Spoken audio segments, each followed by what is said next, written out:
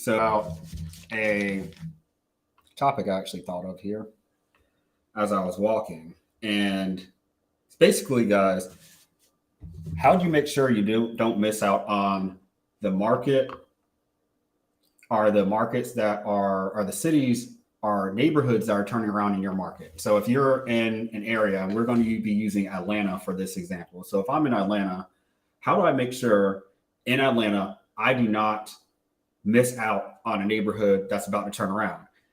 My friends, this is why I encourage everybody to do their zip code analysis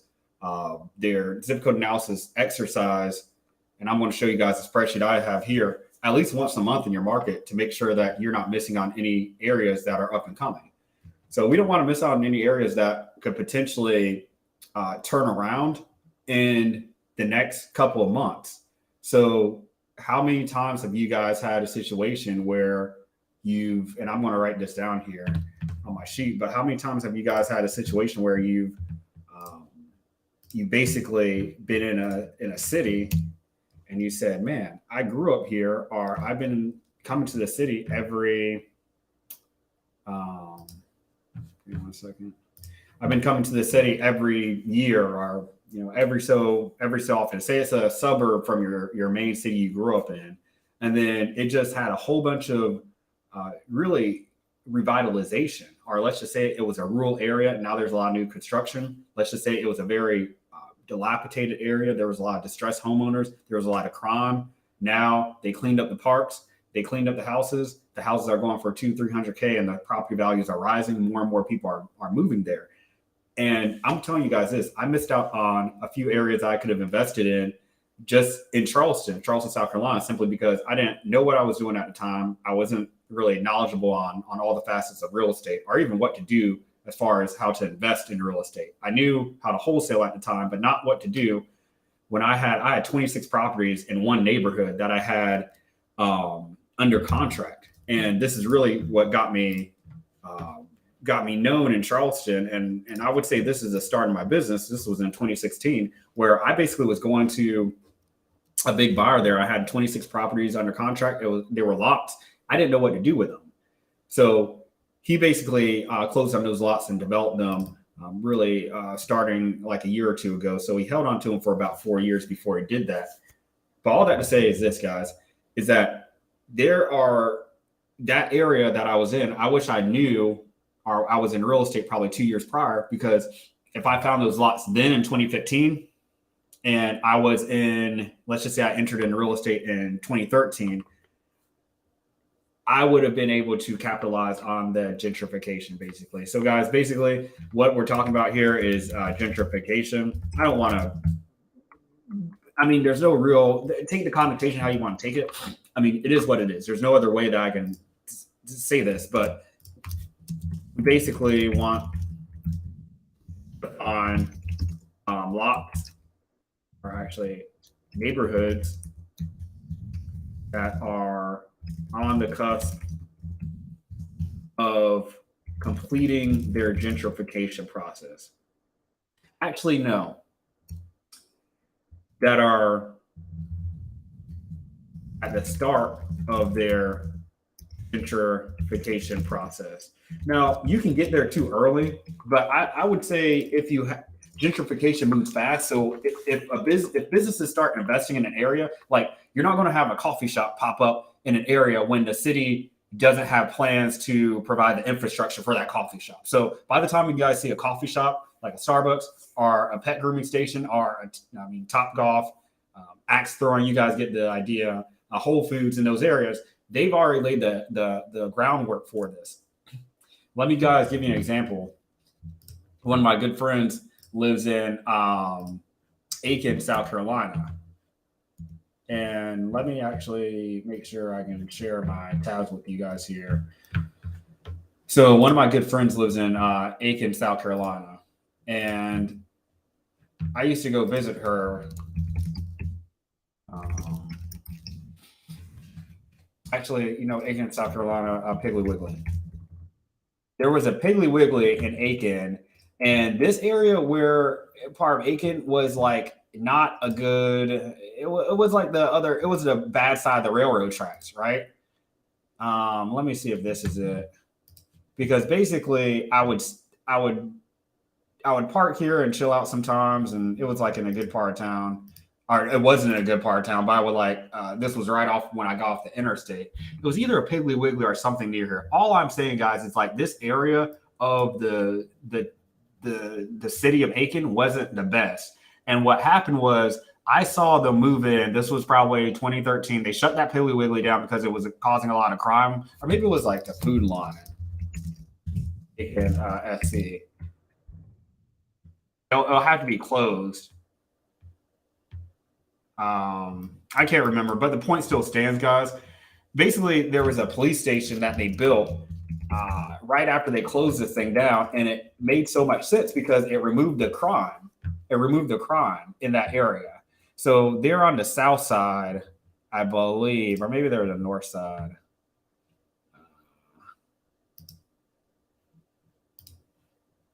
Yeah, you know what? Yeah, it was like, man, it was either this police station or it was another one. But they basically created their new police station right around the corner where this place was, where they wanted to gentrify. So basically, if you start seeing signs in these areas and you're like, okay, why is the police moving over here? And it's a bad part of town. You're like, we aren't that lucky, or those people aren't that lucky to get a police station over there. And trust me, if it's the hood, they're not going to bring a police over there because crime's bad. Like, they're not going to do that. They go where taxpayers are. So somebody may say, oh, they're building a police station over there because of crime. No, they're doing that because they're about to lay the groundwork to push some of those people that are living in the hood out, some of that crime out, and they want to put in, they basically want to establish a safety net, right? That's how you establish a safety perimeter over there, and then the fire department comes. And then, they start breaking down for apartment complexes. They start breaking down for, breaking ground for Harris Teeter. You start seeing these houses getting torn down, new houses getting built. Right. In this area, it was so funny because they actually have houses built in like the 1960s, 40s, 30s. Right. These types of houses right here. Yep. Right here. And guys, guess what? So about 3 years later, we started to see them build Charleston houses. And there's no Charleston houses anywhere near in Aiken. That's just not a style. There's no need to build a Charleston house. And a Charleston house is like this. It looks. This is where I'm from. It's like Charleston Row House. The reason why they had to do this is because the reason why they had to do this was because of where Charleston was on the harbor, right? For ventilation, all this stuff. There's a reason why these houses look like this. But they literally broke ground in some areas over here. Like, this is the area. Just tore these lots down and put 3 houses like right next to each other on there. What do you think they're about to do? In 10 years, they might have darn near 100 houses that are Charleston houses, just like this in this area. And next thing you know, all these people get pushed out. This gets torn down, or they sell this. This gets torn down. And next thing you know, it's gentrified. So that's after. Like, once you guys see like coffee shops and stuff like that, that's like on the other turn. You already missed the boat. We want to try to identify places before that. So let me tell you guys just some qualitative features you can look out for when it comes to pre-gentrification areas, right?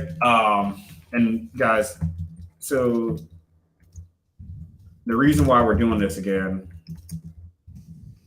is to make sure we're not missing on any potential growth opportunities.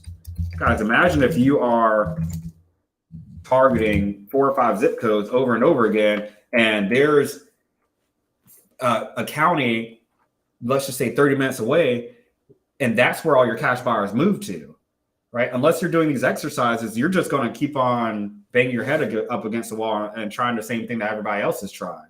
Guys, just think. I think RIAs are a blessing and a curse. I really like RIAs and being able to network with other investors there. And I learned a lot from real estate investment organization meetings. But to be honest, if you have 100 people, 200, 300 people in a room, most likely 80% of those people, if they're doing their own marketing, are going to target the same zip codes. So how are you going to separate yourself out from everybody else? Don't listen to what the cash buyers in there are saying. Well, my cash buyer said to do this. My cash buyer said to do that. Guys, what's the MSA stating? Right? Where's the MSA stating we should go? Right? What areas are growing? What areas are not growing? All right. How many homes sold have we had in the last 30 days? Right? Where are the people moving to? Guys, what I realize is that homeowners that own properties here, if they move, most likely I found that majority of them, over half, I didn't go do statistics on this or anything, but all I can say is this, is that over half, and this is just from my observations, of the people that actually move out of their houses and rent them out or rent them to family members only move about 30 minutes away from the house. So if that's the case, and we know that real estate is local, people are staying local. Well, where are these people moving to if they're moving from the bad areas?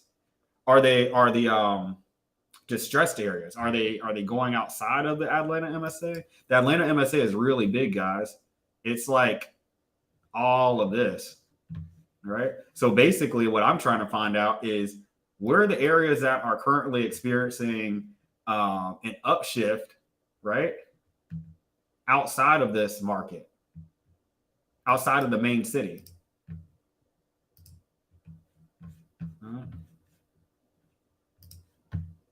Okay. One second here. Sub area Atlanta home, Atlanta Airbnb type rental. Okay. This is why I have a bad habit of opening houses and looking at them sometimes. Okay, let me make sure that you guys. Okay. Oh, guys, you guys cannot see my screen. Oh man, so this is annoying. One second. All right, so guys, this is what I was doing. I was showing you guys my my market insights here. Sorry about that. I thought my screen was being shared. Okay. So basically what I'm looking at here is I'm looking at, to recap this, I'm looking at the market insights to see, okay, is there sufficient home sold volume? But now I want to actually take it a step further and say, where in the world should I go to in Atlanta if I'm going to market here, right? If I'm going to pull anything, let's just say I have $500 or maybe $1,000. I want to use $500 of that to pull a list. Where do I go? Let's just say I could potentially pull 100,000 records. Well, $1,000 or $500 may only get me like 5,000 records, maybe. So where do you go? Where's worth your time? We're not even going to list pulling section right now. As far as I'm not even going to open up my list pulling tool today because I did that yesterday. Today, what I want to focus on is the area. So to set the preface there, guys, I hope you guys understand the whole reason why I was mentioning the part about. Well, I was mentioning the whole part about give me 1 second. About going to about like what I mentioned with Aiken and that police station that was built there. So you want to make sure to get in right around the time the public infrastructure or public services rather are being installed or placed. So basically, if there's police department in this hood area, and then all of a sudden see a police department pop up, this area is about to turn. All right, guys. So furthermore, if you see a fire station, actually, this is even better. Because they have to have houses to target, and honestly, they're only going to serve tax-paying locations. Guys, there's a neighborhood back in home where I live in Charleston, or where I grew up in, and a lot of those neighborhoods are like master plan communities, but one just was built called Carolina Bay, and they have a fire department in the neighborhood. Guys, in the neighborhood. It's not like it services anybody else. It just services neighborhood. It's a huge neighborhood. But guys, that fire department is just for there. So you got to think, just because there may be a large percentage of fires or police, you got to think the police don't want to live in the hood. They don't want to stay there. So, they're going to bring their police station. They're not going to build a brand new police station in the hood. So that when you see the police station,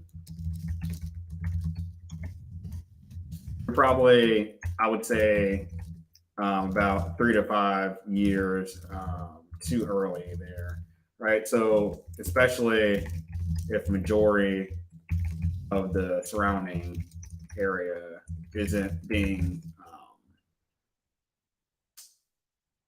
tended to, right? So if you're in an area and basically you don't see any movement,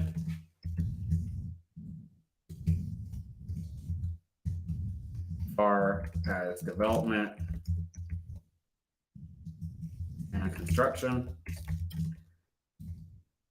you're probably too early.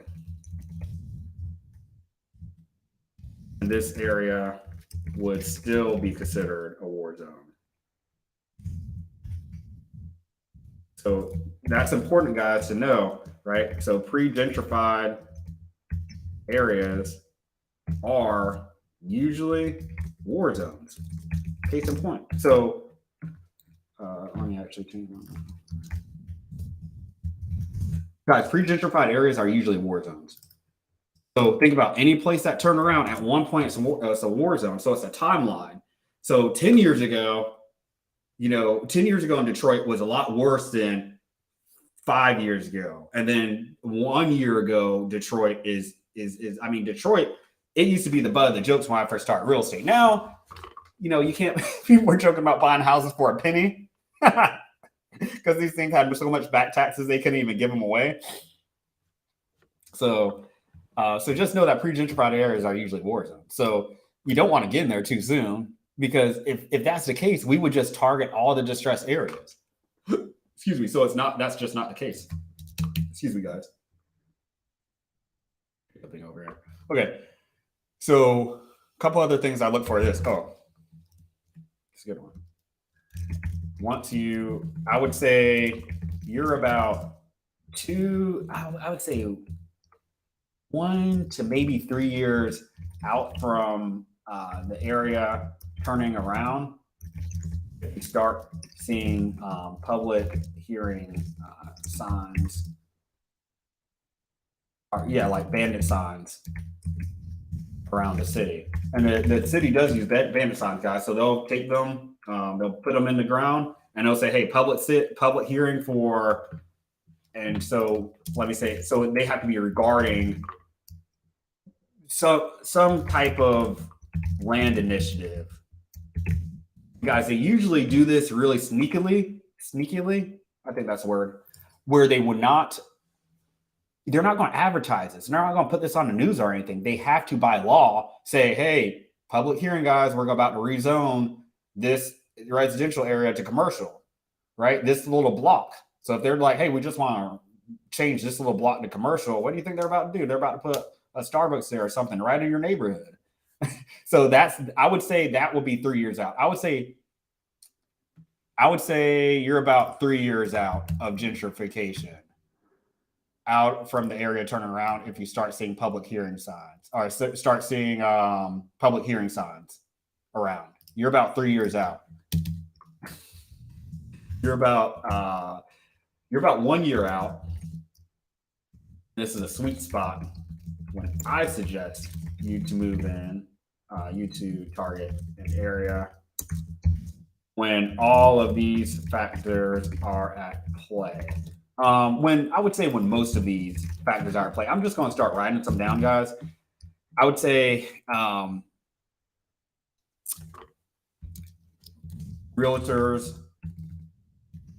are listing their houses as up and or they're listing their houses. They're putting in the description of their houses that they're in up and coming areas, or it's in that their house is in the house that they have listed is in an up and coming area. So basically, on MLS, the realtors are saying, "Hey, this house is in an up and coming area." That's when you know you're probably right at the peak, right? You still have opportunity, but it's about to go away. So we don't want to be the ones that are always late. We're always late. Realtors are, investors seem like we're always late to the party. We're late to technology. We're late to marketing tactics. We're late to everything in the game, it seems like. And we do a lot of listening to gurus. Don't even listen to me, guys. Be honest. Test this stuff out yourself. Don't listen to me. Take this information and try it. That's basically where I'm at. I don't want to be your guru. Don't put me on that pedestal. Trust me. I was trying to be on that pedestal for a minute. I don't want those problems because really there's a lot of fakeness that comes along with it. And I'm just real through and through when it comes to a lot of things, when it comes to the industry and speaking my point, right? So I'm basically a non-conformist. So I don't think I'll ever hit guru status in here because I'm always going to tell it like it is. So guys, if realtors are putting in the description of their houses that I cannot get this correct. Goodness, are in up and coming area. This is a green flag. Should start marketing there.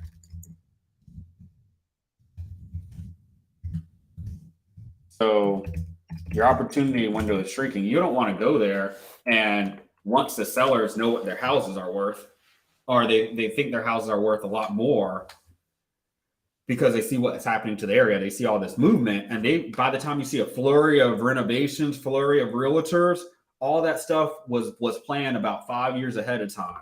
And these are usually the steps, guys. You're usually going to have, and just to recap this first part here, you're usually going to have, when it comes to your qualitative features, what you can actually see if you're in the market. I can't really see this in an Atlanta. And I'm way off topic here, but we'll get on topic at some point probably.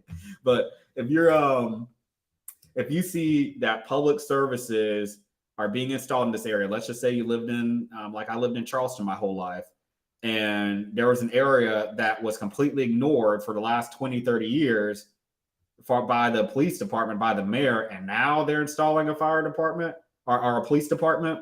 That's questionable. Guys, it's all about the dollar.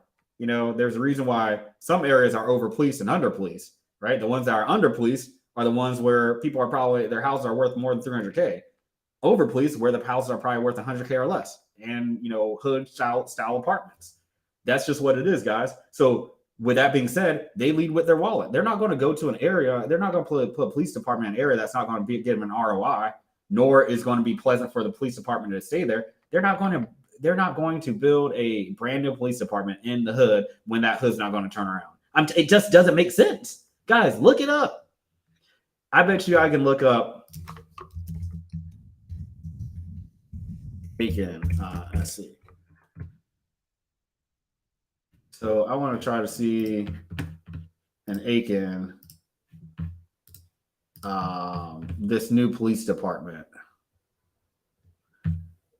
And it's not very new. I'm saying new. It's probably in the past 5 or 10 years.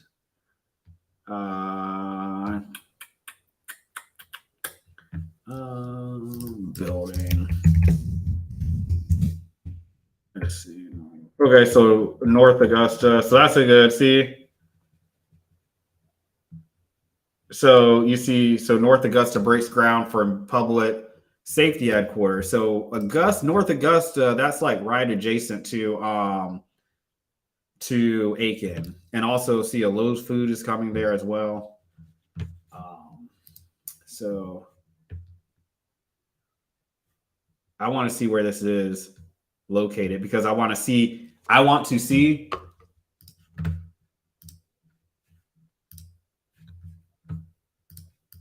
where, give me 1 second. All right, let me see if I can do this here. Okay. Okay, guys. You guys can see on my screen. Okay, I don't have to go back and forth. Cool. So, so I want to see where this is actually located. So the new state-of-the-art facility, Georgia Outdoor Avenues, will be replacing the existing facility on. Okay, so the new state-of-the-art facility at Georgia and Observatory Avenue. So this is in a new area. Will replace the existing facility on East Buena Vista Avenue, which is nearly 70 years old. So let's see where this is in North Augusta, Georgia. Observatory Avenue, North Augusta.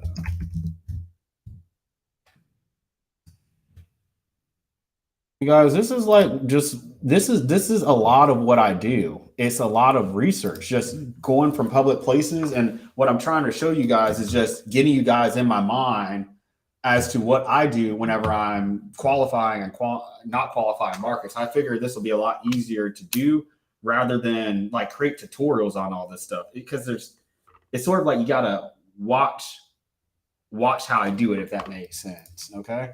So okay, so I want to see where this is.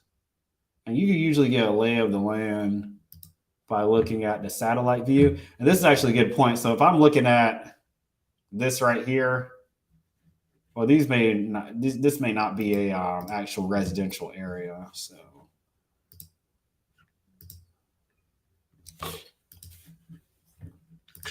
I'm not saying there's anything here too, guys. I mean, this doesn't look like it's a bad area of town. So that's not really a good example, but I would say that, oh, man.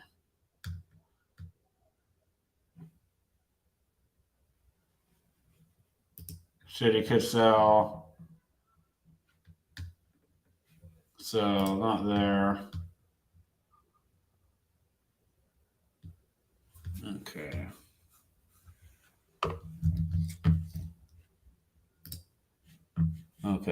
Okay. So future unknown for old police headquarters in Aiken. That's not it. First look, construction officially begins. Okay. Okay, perfect. So that's right. It was by front face of the old facade. Okay, so Beaufort Street, right? So Beaufort Street, Aiken, South Carolina. I promise all this is going to come together here, guys, in a second, because I actually watched this happen over time. I was literally with my friend in about 2013. It was right when I came back from deployment, and we actually no, because I was in real estate at the time. So it was right when I started real estate. I think like 2016, 17ish, and we saw a sign for a public hearing.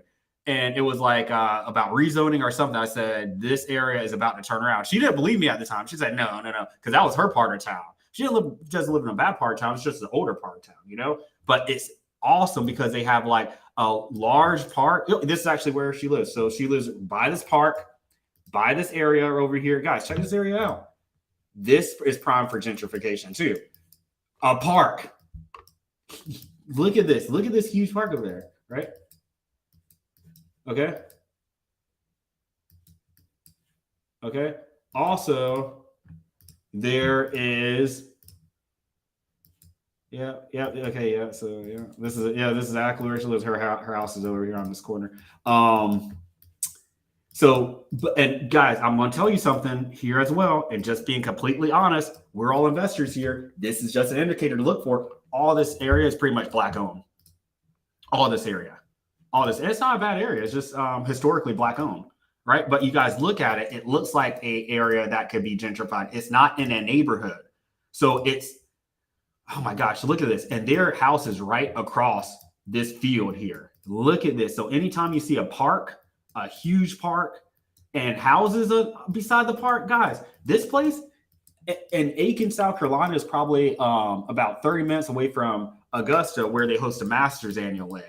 And they're sort of shaping Aiken to be sort of the almost like the year-round place where people stay that want to move down and go to the Masters. Have access to that golf facility there, because I think they're actually expanding it. So they have some plans to change this area around, and there's already been a few flips over here that I've seen, but for the most part, it stayed. It stayed in the hands of most of the original homeowners, but it's going to be sad to see because I already know what's happening to this area. Like as soon as I saw that park, and then I saw signs saying, "Oh, public hearing, this, that, and the third." Next thing you know, 2 years later, so that was 2017, 18, 19, 19 is when they started breaking down on those Charleston homes. Look at all this land. Look at how big these lots are. So whenever you're seeing a park, so whenever you see parks that are in predominantly minority, I'm just going to say black owned, guys.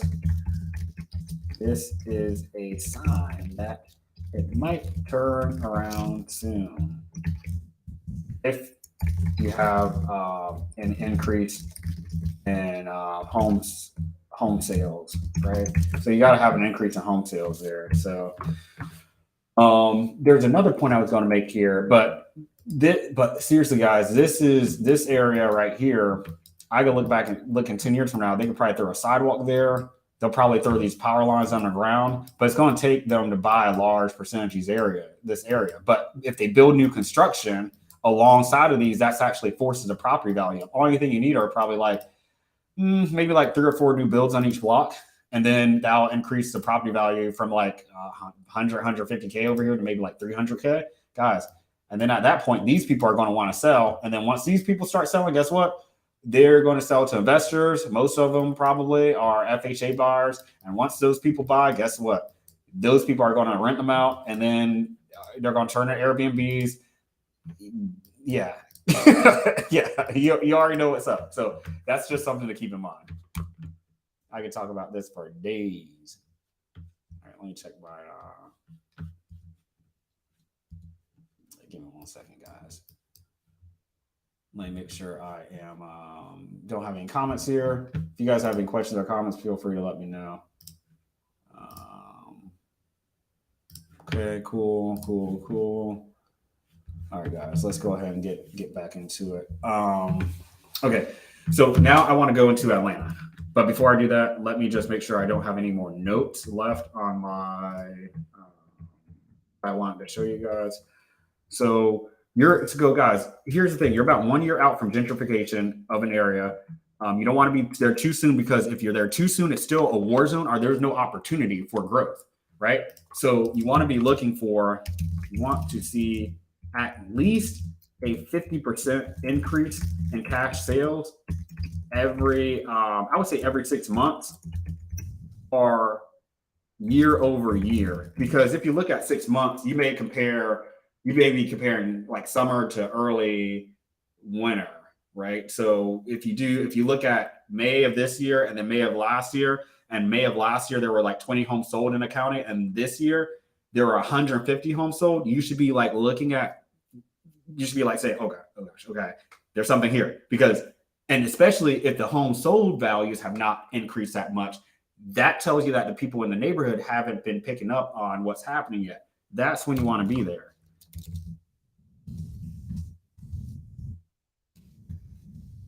For the homeowners, I'll write this down. Don't know what's happening. And there's no other way to say this, guys. We don't want the homeowners knowing what's happening, right? I'm not going to sugarcoat my words here. I don't want people saying, oh, well, I see this, what's happening down here. That's what's happening down here. Guys, we're not taking advantage of them. We're simply not just being realistic. There's no need for the seller to know that they're going to be building a Whole Foods next year. Why? So they go hold on to the house, not doing repairs, and sell it next year, and they're going to sell it to somebody else? No. Most likely they won't do any repair work to it. So they don't need to know all that. We're here to solve the problem today. I'm here to buy your house today, not tomorrow. So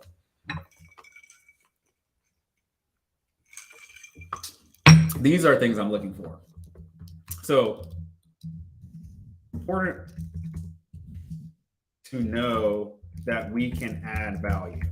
We cannot add value in pristine locations, right? Gated communities, college towns, places, places that you would want to live, right? Like places where you want to live, guys. I'm being honest. Like if you're investing, most of the places I invest, I'm not going to want to live. I might Airbnb there. I'm not saying anything about it, but usually the properties you can make the most value on are most profit on are going to be the properties are in areas where they're like a year from being in that war zone phase, maybe like 2 years from war zone, maybe 2 to 3 years, where safely 5 years from that. Like there's a lot of areas downtown. When my friend was like, "Oh yeah, I live off of Preston Street," somebody else said, "Dude, what? Preston?" It's like, "Dude, what, people were getting robbed off there? What?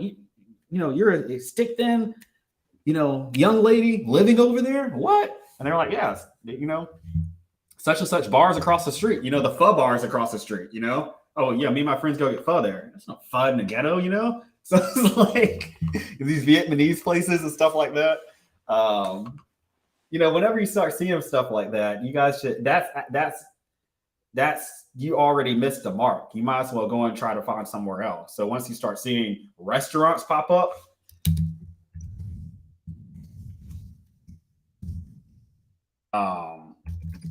and shopping pop up, it's over. Pack it up. Try somewhere else. You're late. So most investors try to stick it out. They're like, "Oh man, I can do something here. Look at all that. What's happening?" They're visual. They go off of. They don't take any of this stuff that I'm taking into consideration. Not even thinking that the Chamber of Commerce was planning this 5 years prior. So you're just seeing what's happening now, and everybody else is seeing what's happening now, and they say, "I want to market there." Okay, do it, idiot. I'm going to go market somewhere else. It's just waste your money. Just another investor that's going to come in the market and go.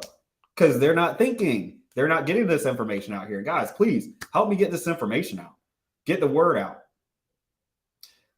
Seriously, too many people are getting in this industry and getting discouraged because they don't know what they don't know. I know you can say that for any industry, but really this one is really more important because at some point you have to start spending money on your business.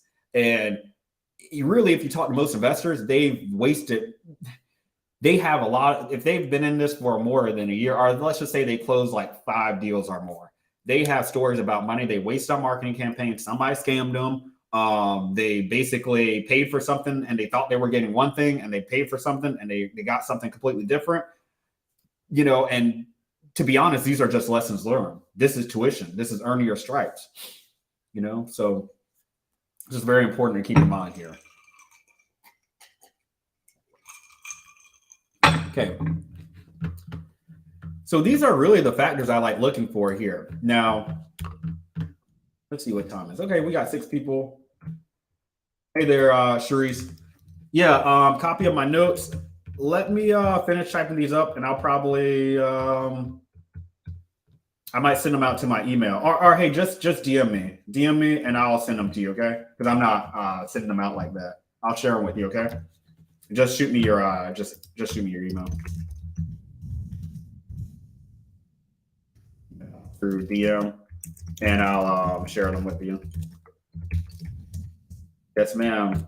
Feel free to have a copy of my notes. Okay, sweet guys. So let's go ahead and move forward. Okay, so X that out. Okay, let's go ahead and start looking at Atlanta. So the first thing I like doing, guys, is doing the Atlanta MSA, right? This is always where I start. And I always like using Wikipedia because I always like using the same data source. Even though I went through the county, each of these .gov sites are different for each and every county. So, Wikipedia is just a standard source. They may be missing a zip code or two, but it's just easy not to think about this here. Excuse me, guys. I have a bit of allergies, so please don't mind my sniffing. So the reason why I want to use Atlanta as an example, guys, is because we have a lot of zip codes here. Look, a lot of counties and a lot of zip codes. Now, I'm going to be honest. I'm not going to go through and update all this stuff. And I have videos on my YouTube, guys, where I update the zip code analysis sheet and all that stuff. I'll show you guys my zip code analysis sheet. And if you guys want a copy of this, let me know. I will be more than happy to provide this with you. This is one for a client I did, but this is basically all the data from Redfin, all 25,000. There's 25,669 zip codes on here, or maybe 70. Let's see. Broken down by county, zip code. Oh, I need to share my screen with you guys. My Excel sheet. 1 second. Okay, cool. All right, so this is my zip code analysis sheet. So this data is scrubbed from Redfin. Right now, all this is from April of 2021, which that's irrelevant. The actual quantitative data here, because you're going to update this anyway. If you watch my videos, you're going to update this anyway when you analyze your market. So this data is basically just like placeholders here. I like having it here from April 2021 anyway, because I can go now from 2 years, and let's just say this zip code was 361, and I know that's from April 2021. And let's just say now, I mean, that's actually a good example.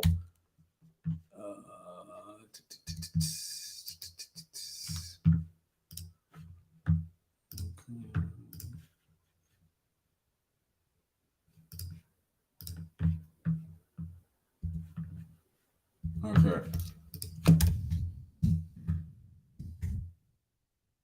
I'm just pulling this up right here. Okay, so I'm in Idaho. So market insights. So 470. So guys, from April 2021, this zip code 83646 was 361,000 far as the median sale prices. So from March to April 2021, there were 132 homes that sold. This on my spreadsheet, and for 361,000 on average. So let's look this year, 2 years later, we have 470,000 as a median sale price with 302 homes sold. Now, that's a good example of saying, okay, is this zip code going up or down? It's going up. You have some that stay the same. Those make excellent rental markets. There are not good wholesale markets. So you'll see a lot of your cities, like military towns, steady, right? Some college towns, but it's mainly just where the college is. It's not like it affects the whole city unless the city's small. Like where I live in Burlington, we have Elon here. Shout out to Elon. But yeah, so the home sold 302. I like seeing this, and also too, you can see what it looks like over time. And down here, they have the little number, so you see 302 or 491 in March 2020. So actually, it's been on a downward trend. But I think, guys, I'll give them that. We went through some crazy stuff in September, or not September, in 2020. They were throwing so much money around, that pandemic money. I would say this little area is like an outlier. You know, this little May probably to like December 2020, it was just crazy.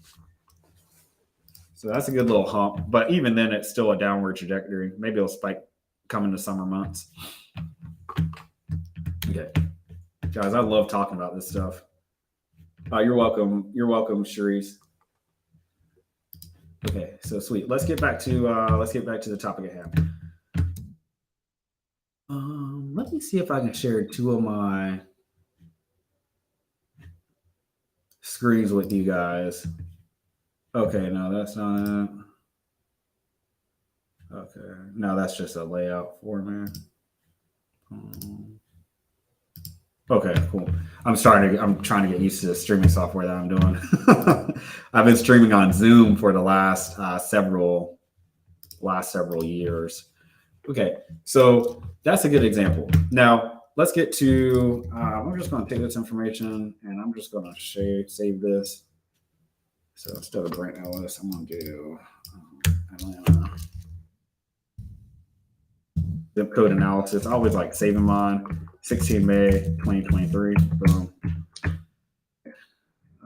So Atlanta zip code analysis. So another thing about this list, guys, is that you're going to have all these broken down by county, which makes it easier whenever you want to see, okay, what county is the zip code in, or how many zips are in this particular county, because that tells you how big the market is. Because you may think, oh, I have 4 zips in my county in Adams County, but in actuality, you may have 20. Now, these are in separate states, but nonetheless, the point still stands. Redfin median sale price, 30 days. I get this from Redfin Market Insights. You're going to see me update this here in shortly. Redfin days on market, that's very important. But guys, the most important factor I look at that determines the health of a zip code, our market, are how many homes have sold in the last 30 days. Because you could think about how many questions you can answer from that. You can answer this: how many cash buyers are in the market? If I have 132 homes that sold, not every one of these homes that sold in the last 30 days is going to be retail to a retail buyer that qualified for a conventional mortgage. Nor is it all going to be new construction, nor is it all going to be a cash buyer. So I know I like seeing above like 20 homes sold usually, but that's a minimum when I analyze my data. But usually I like zips that are like 50 homes sold or more, because then I know that these data sets hold true. Meaning, if I have 3 homes that were sold and it says a Redfin days on market were 53 and the median sale price is 361,000, I may have had a whole home sold for 1 million. I may have had another one sold for 100,000, another one sold for 500,000. Then it averages out to 361. That's why I don't even look at zip codes that are beneath 20 homes sold. So here's a hack for you guys. If you guys want to go in areas that have opportunity to basically to buy now, meaning going there and wholesale now, you want to go in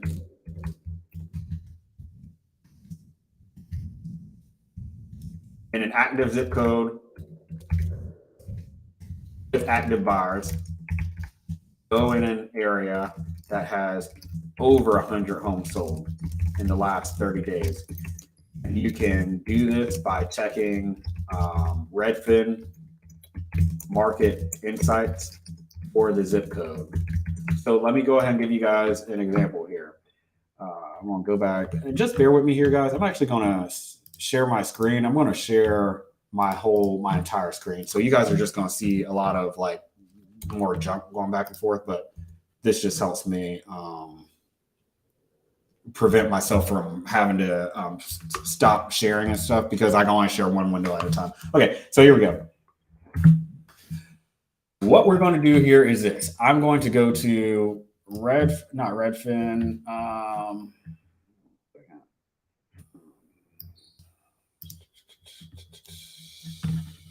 Yeah, Redfin.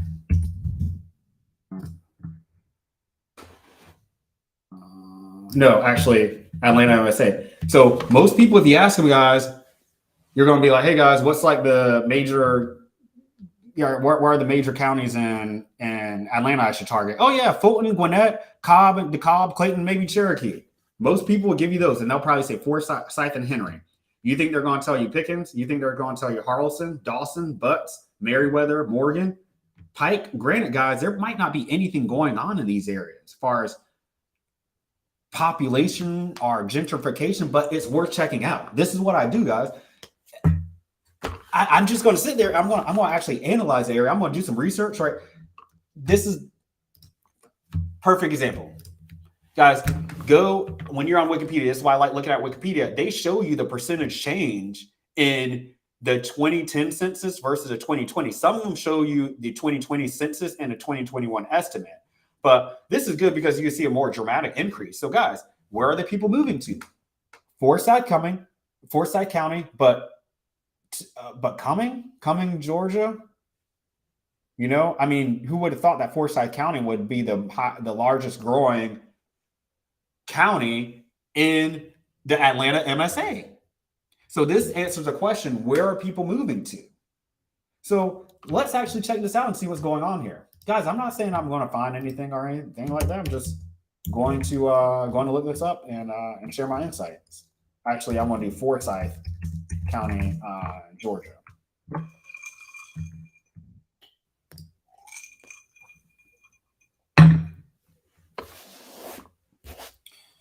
Okay. So 3-year. It's like we start 432, so that was March. Okay, March. Okay, so we had 335 homes sold, 432, slight dip, which I'm seeing a downward trend, just like in most areas I do this with. So I would just say this is staying the same. 33 days on market. I like seeing anything under 50, preferably around 20 or 30. So that's good. Median sale price, I don't like seeing that. Right. So this tells me that retail buyers are moving here. And it's probably to the point where if you target this area, even if you find an area that's distressed, you're probably going to have people that are wanting an arm and leg for their properties, just because I like staying where the median sale price is at or below the national average. And right now it's at 460, 480-ish.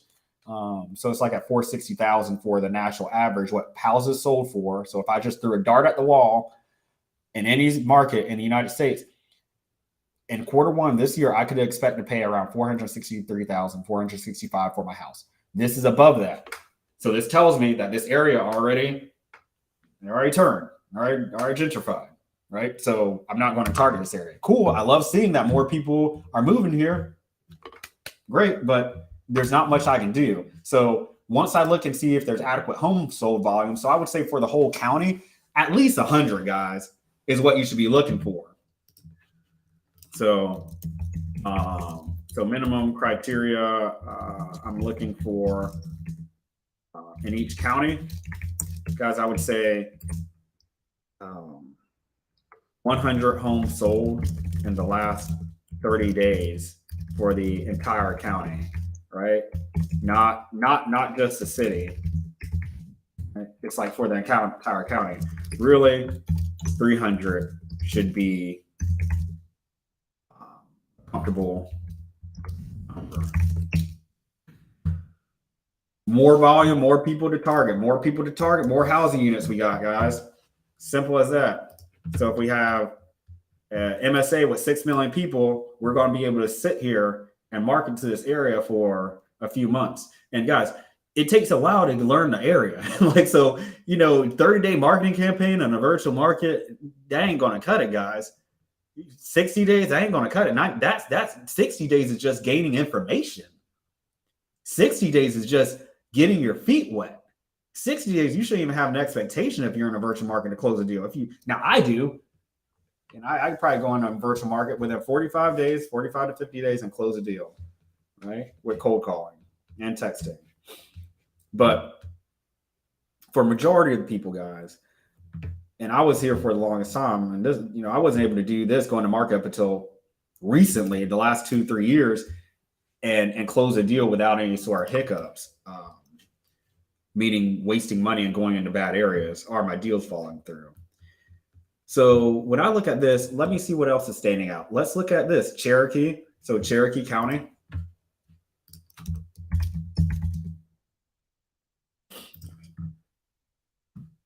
Okay, market insights again. Okay, 430. 430 with 420 homes sold. Okay, that's a little bit better, right? So this is a county I'd consider. This is a county I'd consider targeting. Let's go. Barrow, guys, look at this. I haven't even heard of this. Barrow County in Winder, and the city's Winder. I hope I'm pronouncing that properly. Let's see here. Barrow.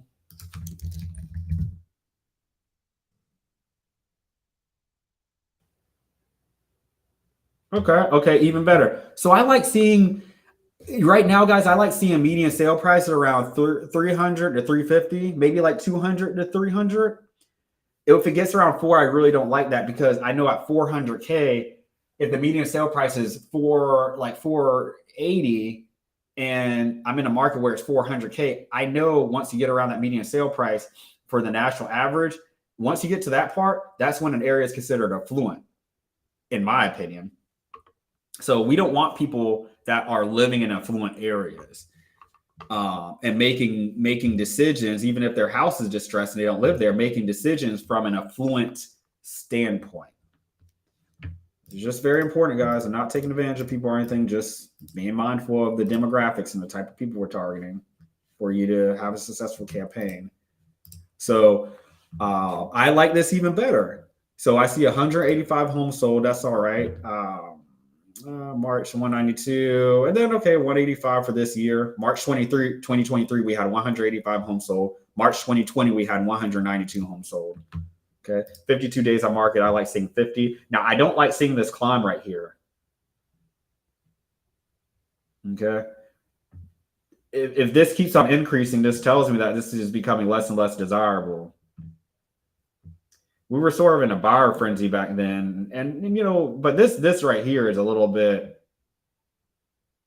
This is a little bit too good, too high, guys. This isn't a good thing. Median, you know, I don't know why they have this in the red, like a plus 38. It's not a good thing when you have a higher median days on market. Maybe for the seller, but not for us. You know, for the seller, not for us.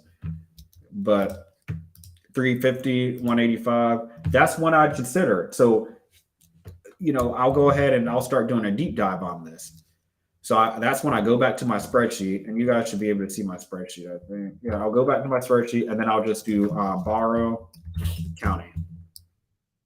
Okay, so I only have 4 zips here, but you know, for the sake of example, let's see what we got here. Okay. So I want to update this information, and I'll update it here. So Winder, Georgia.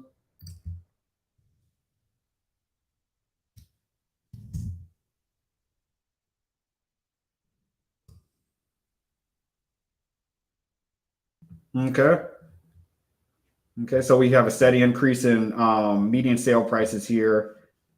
Yeah, I like that. I like that. So it didn't go from 214 in March 2020 to like 500,000. That's good. It rose, but it rose and it's still significantly underneath where national average are. So this isn't an affluent market. So it's checking that block, the zip code. As far as a home sold, what I'm really looking for, guys, right now is I'm looking for an area that had like 10 homes sold. I would say 10 homes sold a year or 2 years ago, maybe 2 years ago now on my spreadsheet. And now it has like 500 homes sold. That's what I'm looking for. This looks like on average it's been staying around probably 250 annually. But still, there's something here. There's something here because I know this. You know, I know a lot of people aren't targeting this area. So let's see what this one looks like. Okay, Auburn, Georgia, 30011.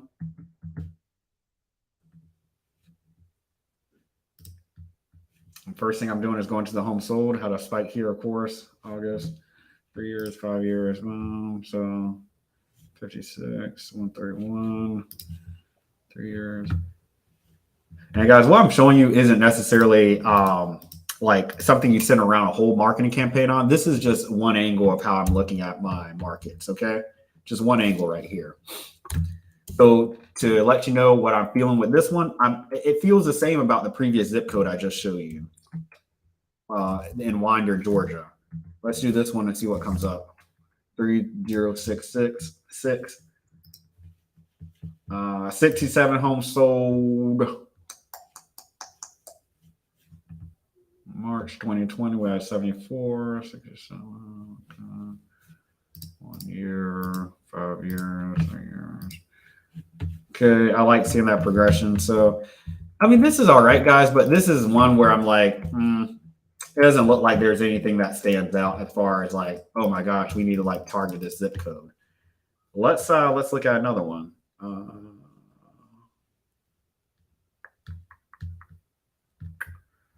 I want to organize these by a different field here.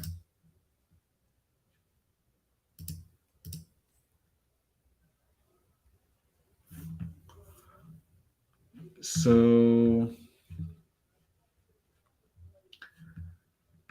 let me see one of the ones with the most population with the highest, I guess, population change. So Forsyth, let's see. Yeah, we already did that one. And so Forsyth, the issue was with the median sale prices. It's too affluent. Henry, let's see what Henry County is looking like, guys. So first, before I go to my zip code analysis sheet, I'm just going to look at the raw data on Redfin. So I start at the county level, and then if everything checks out there, that's when I go to my spreadsheet. And then once everything checks out to my spreadsheet, that's when I'll go to my list pulling tool. And my list pulling tool, guys, that's like that's not a lot of part of my process. Maybe like 25, maybe 40% of my process. You know, the other 60% or so is this right here. It's a strategic analysis part. All right, so March 2020, we had 438 homes sold, and this is in Henry County. Okay, so March 2020, we had 438 homes sold, and then we had 348. So yeah, this is following the same trend. Actually, this is a lot of homes sold. I like what I see here. Days on market increasing. And so, guys, basically what I'm seeing here, I'm going to keep it all the way a buck with you because I've analyzed, not Charlotte, I analyzed Atlanta quite a few times before. And I'm not going to say it's a bad market. All I'm saying, guys, is that I know for me personally, I'm looking at my whole marketing campaign and my wholesale business as if I have all these areas to target. So Atlanta is like a speck on a speck on a speck, not a speck on a speck. It's a tiny little block in this whole picture. So if I'm not getting super excited feelings about the data I'm seeing, I'm not going to try to make it work. I'm just going to go do this in another area. So, I mean, to be honest, guys, like what I'm seeing here, it's not even worth me really. Well, I'll try to find some other areas, but usually if you're seeing this percentage change and if you're not seeing like huge growth in the areas that have the percentage change, I really do think Atlanta just as a whole, it's just it's such a big market. It's sort of like it's too big to fail right now. Meaning you're going to have some good places, some bad places, but as far as there being a lot of opportunity, what's happening right now is it's just spreading out. Look, this is a whole MSA for Atlanta. Look at that. Look at this. This easily probably spreads with traffic 3 hours. Come on now. I've been in Atlanta driven from area to area. That should just take 30 minutes. It's taking me an hour to get to places sometimes. This right here, I think it could take 3 hours to get from one spot to another. And they might have to break this up in something else. But this is basically the Atlanta MSA, and they're going to be adding other counties. These little white parts are counties right here, probably. Or either they're going to break it up in two. I just think it's too big of an area right now to really, for me to, I just think that the area is figured out and there's opportunity in other places, right? Really, really big areas. On top of that, it's just very difficult to, in some of these bigger cities, to work with attorneys, title companies. We use attorneys down here in the South. I actually have a deal closing in Georgia today, fingers crossed. Should be getting a check in the mail tomorrow or the day after. But that's going to be a nice wholesale fee, $17,000 wholesale fee split 3 ways between me and my partners. But guys, that's a micro MSA. We went to Macon, Georgia. So I'm going to show you guys really what I like looking for in a market. And I wish I would have named this something else. I might change the name on this later, or at least on YouTube, because really it doesn't make sense. I'm doing this off the cuff. I didn't plan this before. I just thought of, let me just do Atlanta. But I'm gonna be honest, guys, this is me going through my flow. And from what I'm telling you right now, I'm not trying to discourage anybody in Atlanta right now, but for me personally, I just know my marketing dollars will go further in other areas. And I don't really like the Atlanta area. I was there in 2018. I had a partner there that we were working with for about 6-7 months. It was all right, but nothing special. I vacationed there. I stayed at Ritz-Carlton a couple times, like 3 years in a row. But like I said, nothing special for me. I'm not knocking it, but as far as investing, there's really, really not much for me to say about this area. And when I'm pulling lists for people too, I can see the real data. Now, what I would say is if you guys are in Atlanta, guys, possibly do what I just did. Look at this. This is insane. I'm not kidding you guys. Some of these cities in Atlanta, if you take 3 or 4 of them, they're big enough to make their own MSAs, right? So Douglas, Fayette, Carroll, Newton, this is 400 people easily. This get 500,000 with bar tile. That can make its own MSA.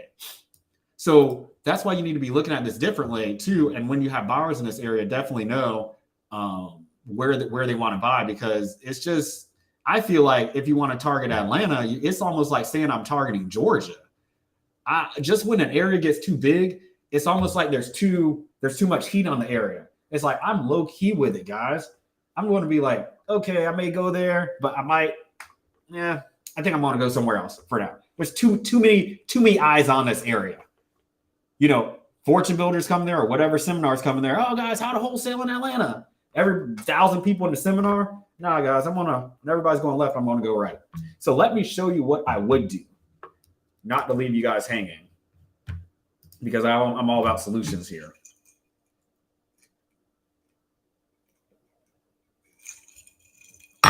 Excuse me. So in Atlanta, or not in Atlanta, I would actually go target some micro MSAs. So micro MSAs, guys, these are smaller metropolitan statistical areas. Now, major MSAs are Atlanta, Houston, Jacksonville, Florida, Tampa, Florida, Miami, Little Rock, Arkansas, Los Angeles, Milwaukee. Those are your major ones. Your minor ones, I can't just say, oh, well, it's a small city. Guys, we have to go off of what the Census Bureau states. I don't just make this up and pull this out of my butt. I'm going off of what the Census Bureau is indicating. And this is a good way to start. So I'm using Wikipedia because they're extracting the data straight from there, and it's a lot easier to view graphically. So guys, these are some areas you should probably be focused on. Now, my strategy is what I'm doing. I'm taking our 3 MSAs and putting them together to create a major one MSA. So let's just say I have 2 areas that have 100,000 apiece. I may put 2 together and do 5,000 records for a marketing campaign in one market, and then do it in another MSA in another. That way, I just know I'm able to get enough leads. So let's just see if there's any Georgia ones. So there's a few ones here. I'll do the biggest Georgia market. All right, so look. Also, too, guys, here, I find this interesting, is you could go by percentage change. And I think it's cool. In my lifetime, hopefully yours as well, depending on your age, we'll see some of these micro MSAs actually turn into major MSAs. Wouldn't that be cool? Like over the years, like nobody's ever heard of Bozeman, Montana. I honestly doubt Bozeman, Montana will become a very populated area. Let's just say Rockport, Texas, Fernley, Nevada. Let's just say in 20 years now, people are like, oh my gosh, this turns 1 million people there. Because guys, I'm telling you, it could happen, because I read that there's actually some MSAs on here that were at one time major MSAs, but they got downgraded to micro MSAs. And usually a micro MSA is anything that's 100 miles north, south, east, and west. It doesn't have a major city next to it. So think about a city, and it's not like a huge city. It's not like the size of Atlanta, but just like a city with 100,000, 200,000 people in the middle of like Texas up north. Like, and the nearest city, major city like Dallas or Fort Worth is 3 hours away. It's not rural. It's just out there. It's just a city that's out there. It's not big enough to basically stand on its own. That makes sense. Okay. So Jefferson, Georgia. Okay, so Jefferson, Georgia. And that's actually pretty cool, because I was actually going to analyze this. So Jefferson, Georgia has the most, and this makes sense, guys, has the most, has the highest percentage in population change from 2020 to the 2021 estimate, right? So this leads further credence to possibly that this whole MSA may be splitting up. You have a micro MSA, part of this Atlanta, Athens, Clark MSA, and it's increased by 5.7% in the last year. So if it increases over the next 5 years at this rate, 6 times 4, it's going to increase by 30%. That's crazy. That's enough. That's enough. And so let me do the math here before I state this. Give me 1 second. So 80,000, and then if I do 30%, so we do 80,000 plus 24,000. So let's just say over the next 5 years, you have 100,000 people, and then the next 5 years after that, you have another 30,000 that move there or more. Usually, what I've seen is when areas are when there's areas that are up and coming and people like being there, it'll be slow to start, but once you see that, you're going to see compound momentum and just start seeing people like probably the population increase double over time. Who knows?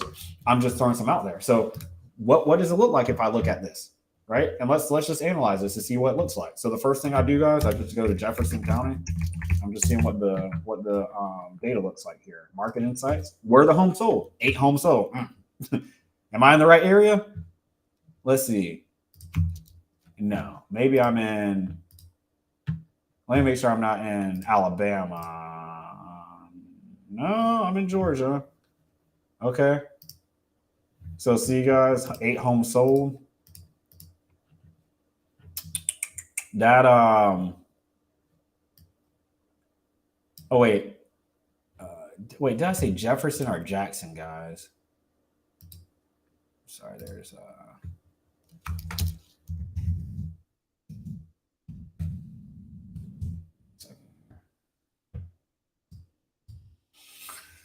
okay, yeah. So yes, okay. So it's Jefferson. Okay, so it's Jefferson area, so it's Jackson County, if I'm not mistaken. So let me get that out. Yes. Okay. Okay, so it's Jackson County. I knew that didn't sound right.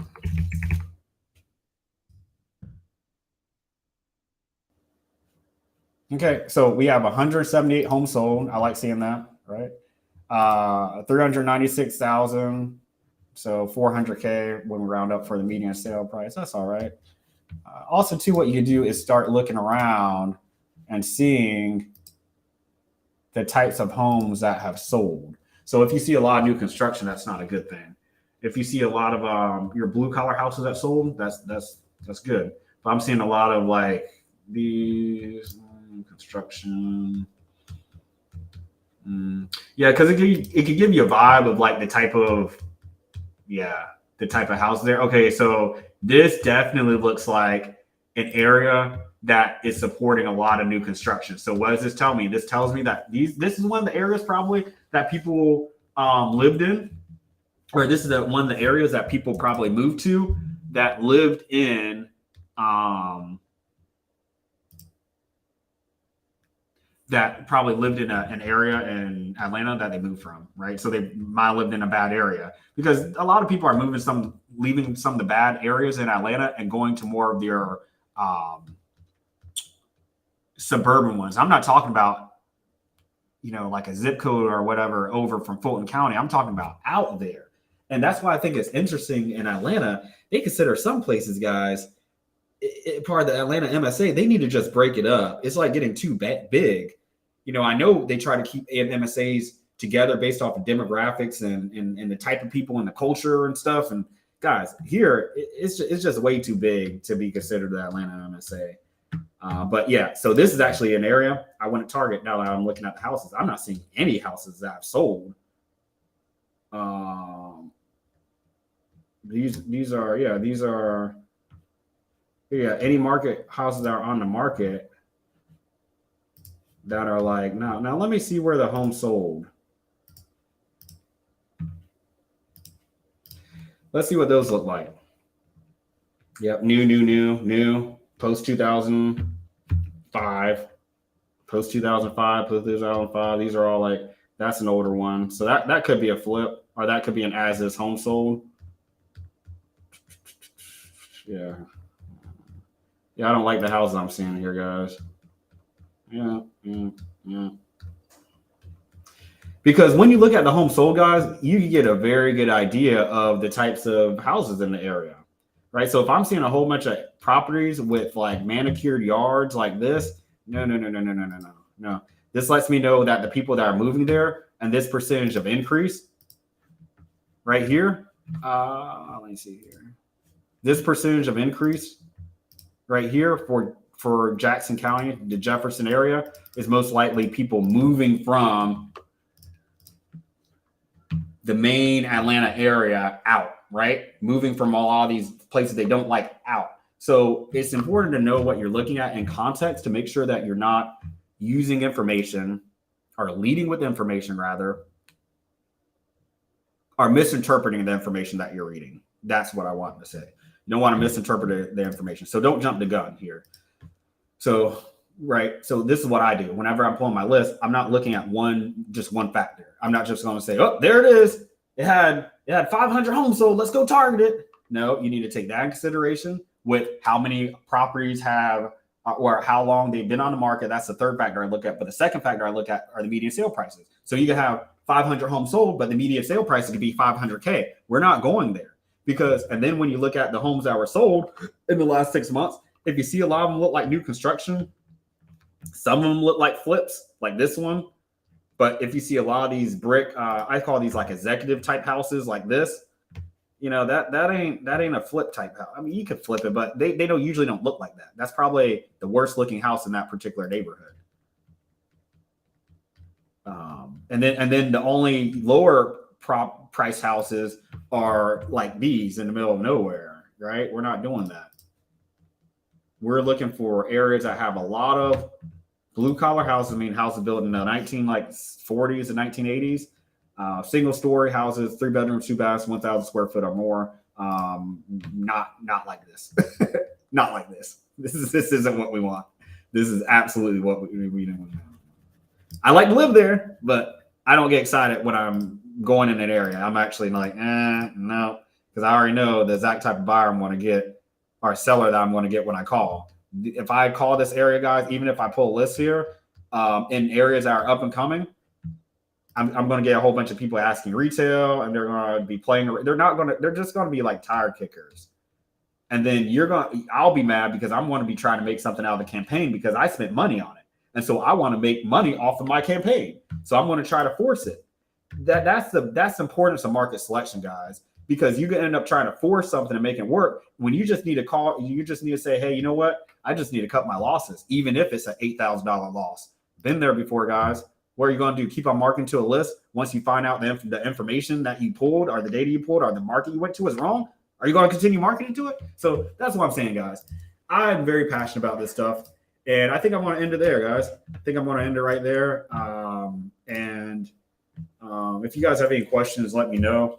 That's just sort of what I'm looking at whenever I'm going into a market. I know I went over a lot there. And I actually have to pull a list for a client right now, so I'm going to take a little break and do that. But if you guys have any questions, please, if you're watching this on Facebook, on my profile, shoot me a DM. If you have a question, if you want the notes, I can share them with you. Sharice, if you have, I believe that's how you pronounce your name, my friend. She was asking for the, give me one second, guys. How can she get a copy of the notes? So she's referencing these notes right here. And if you guys want them, just DM me and I'll send them to you. I'll just share them with you over Google Drive. All right. So, guys, need anything else? Just touch base with me, and I will chat with you guys later. Always love doing this, and I'll probably go